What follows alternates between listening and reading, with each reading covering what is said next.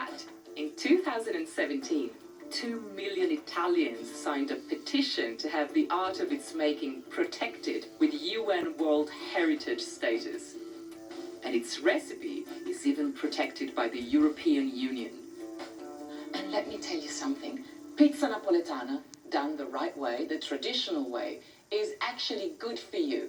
According to the rules set down by the Neapolitan Pizza Association, a genuine pizza napoletana dough should be made with 00 flour, and I'm using about 3 cups worth, yeast, water, and salt. So just,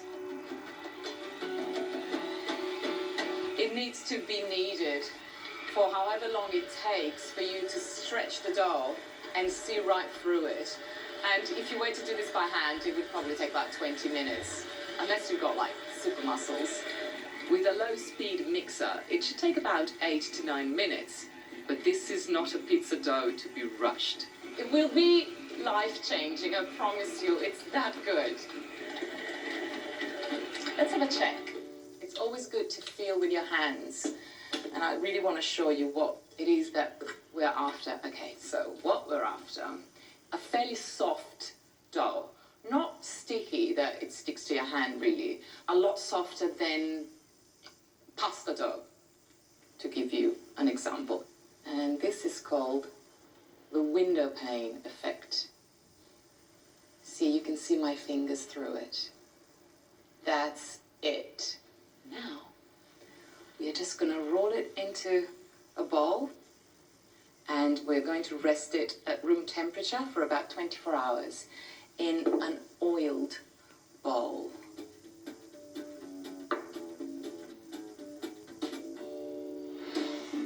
After the dough has rested for a day, the fermentation will have it looking dimpled and bubbly on top.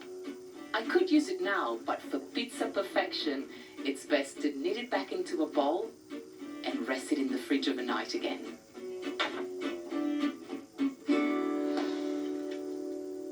Finally, it's pizza making day. Why do we love pizza napoletana? We love pizza napoletana because it looks sensational with its scorched crust and the reason cornicione, which is the rim that contains all the goodness, and because it's the perfect combination of crunchy and slightly chewy. And we don't have a pizza oven. Most of us don't have a pizza oven. If you do, good for you, but I don't. So I have a trick that I use to try and replicate that beautiful, beautiful crust. And that is to start the cooking of the pizza in a frying pan and then to pop it into a super hot oven. And at this point, you're going to just see how beautiful the dough is and super developed. Look at this bubble here. Boing.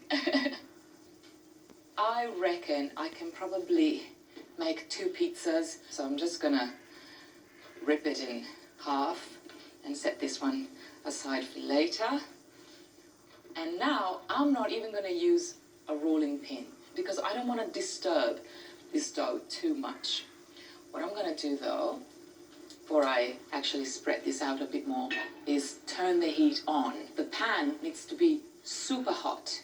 Let's actually use some semola, some durum wheat flour, to make things a little bit easier so that nothing sticks, and create a little rim around the edges. This is looking pretty good to me. I'm going to give the pan a dusting of semola. And now this is when you have to be organized with all your ingredients. Because look at that. There. In it goes. I'm going to get some peeled tomatoes, which we call pelati in Italy. And I'm just going to go in with my hands, and this is the way my mum does it, and just crush them onto the pizza. And if you think you have to go through the lengths of creating a pizza sauce, honestly, what we do in Italy is just open tin tomatoes. This is looking good, and see how it's puffing up already, okay? I'm just going to grab tablespoons of capers, anchovies in olive oil, extra virgin olive oil, and that's it. I think that's enough. Take a look at that beautiful puffy crust that's happening, a pinch of salt and a little bit of extra virgin olive oil. These bubbles are making me very, very happy. They are a guarantee that this dough is beautifully fermented. Let's have a look. Oh yes, look at that scorch bit over there. That's our cue. It's mozzarella time. And I'm just gonna add some bocconcini, which is my mozzarella of choice for this type of pizza. Just tear it up. There.